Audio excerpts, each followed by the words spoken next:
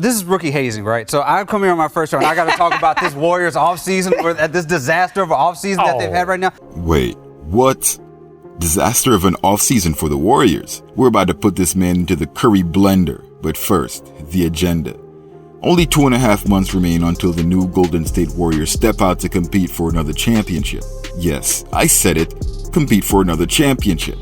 While Warriors social media continues to cry about not trading for Markkanen, little do they know how well built and underrated this team is for the 2024-25 season. Hey, what's happening, everyone? This is Switch Culture. Now that trades and trade talks across the league have all died down, which team comes out on the other side as winners, and are the Warriors the most underrated team going into next season? Will we have another team come up out of nowhere like the OKC Thunder in 2024, or will OKC remain as one of the teams to beat? Realistically, the Western Conference is going to be even tougher next season than last for a number of reasons. The Mavericks added Klay Thompson and are making the gambling bet of a lifetime that he can return to some semblance of what he was pre-injury, something we've yet to see any proof of. The Thunder have stood pat this offseason, and rightly so. They've got what was the best young core last season and can only get better. Ja Morant will be returning to the Grizzlies lineup. This makes them a threat considering how well they've done with him versus without. The Rockets look poised to make a leap into the top echelon with Jalen Green and Alperen Şengün looking to mesh their talents, something they've been unable to do up to this point. As for the rest of the West, the Clippers, Lakers, Timberwolves, and Nuggets have, in my opinion, all either remained as they were prior to the offseason or have gotten worse. The East is a little different, as the Celtics are a bit of an outlier with a much more talented team than the rest of the conference, and the Bucks, for all the hype of Lillard, are in deep trouble moving forward. Philly is likely to usurp Milwaukee as the de facto secondary powerhouse in the East, and the Miami Heat are unlikely to be any better this upcoming season than last year. With the impending shift of power in the West, this is where the Warriors' offseason moves could really put the team as a sleeper, making them very likely to come out firing in the beginning of the season. Maintaining that momentum will be key for the Warriors, but why would this team be considered the most underrated in the league, and can they actually perform beyond expectations? There's a key ingredient in all of this, so if you'd like to find out what that is, be sure to watch the whole video. Before that, however, don't forget to like the video and subscribe to Switch Culture for the most analytical and entertaining NBA content on the planet. Now get ready. You're about to get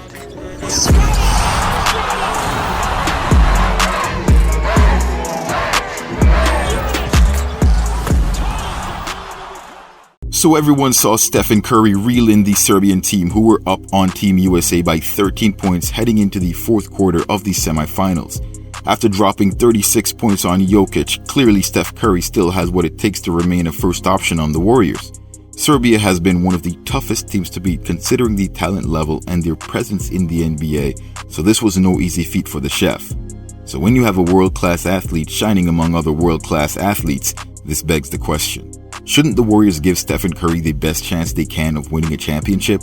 The easy answer is yes. The hard answer is, how do you go about giving Stephen Curry the best help available? This spurred the Warriors' active offseason and rapid signings of players who could become major factors in a postseason run. According to ESPN, however, this was a disaster of an offseason for Golden State, meaning Stephen Curry is once again being stymied by the front office as they seemingly limit his potential in winning championships.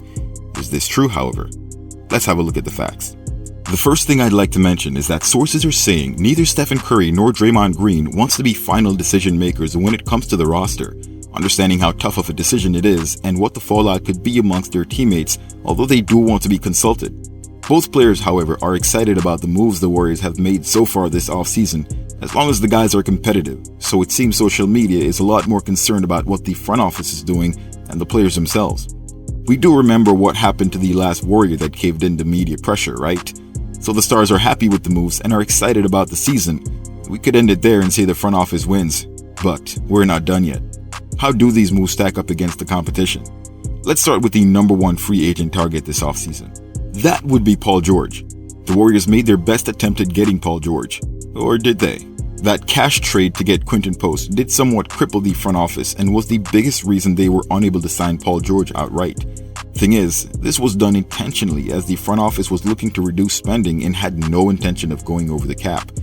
Now, they still had a shot at getting Paul George while remaining under the second apron. However, that bid failed, essentially sealing off a path to PG-13 and making it look like the Warriors prioritized saving money over signing Paul George. Considering the team was a 10th seed last season, however, is it unreasonable to aspire to stay under the luxury tax bracket if the team isn't even making the playoffs? This simply means one single player isn't enough to make the difference for Golden State. The front office needs to have a plan and a vision to execute said plan, one that includes multiple players. Paul George went to the 76ers, and this puts Philly in the best position they could be in at this juncture. It's safe to say they won the free agent sweepstakes, but health issues could pose a problem for both Embiid and George. All it takes is one false move, and the big winners could become big losers.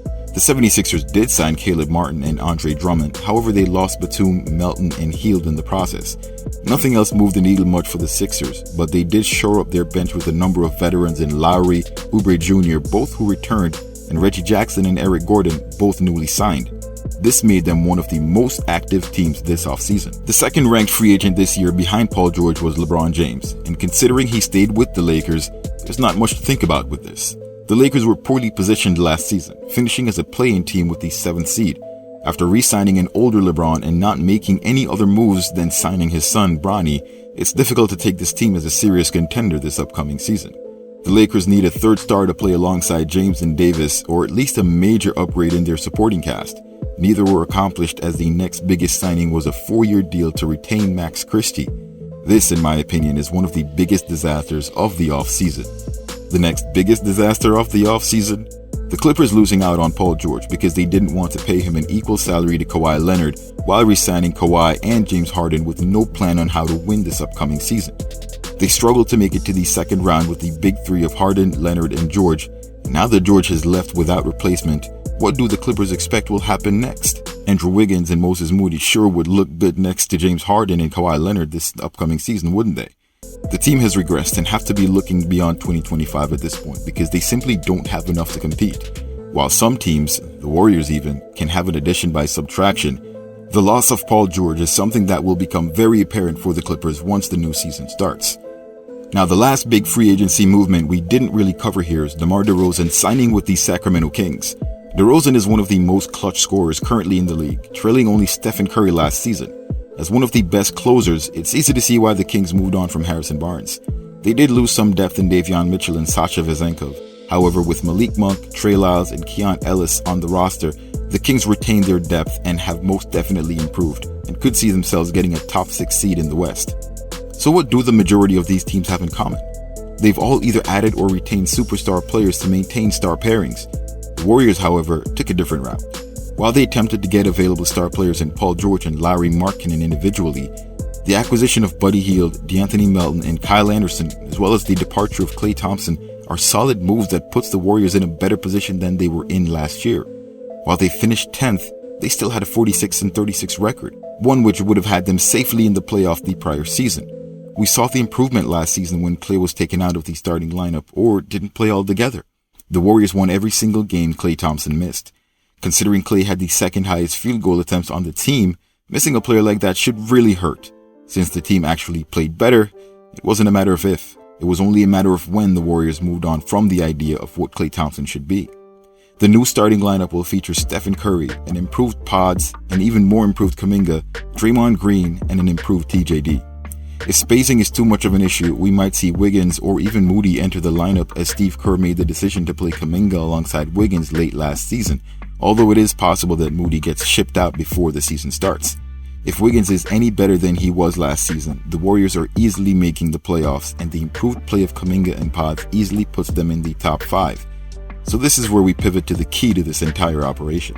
There is a reason that the Warriors signed those mid-tier players. It wasn't so much a consolation for not getting the prized superstars they initially coveted. This was a move they made knowing the preference of the team's head coach. While I listed a starting 5 that could be the move for Golden State next season, we could be looking at Hield or Melton breaking into the starting lineup to replace Pods or Trace for more spacing. The Warriors roster for the past few years had been filled with young players, and Steve Kerr was never going to give these guys minutes. I hate to be the one to say it, but Kerr is a coach that plays favorites. This was never more obvious than the whole Klay Thompson fiasco, when Kerr said it would be mutiny if he took some guys out of the starting lineup, but ended up having to anyway because it was obvious that Klay Thompson should not be starting on this team.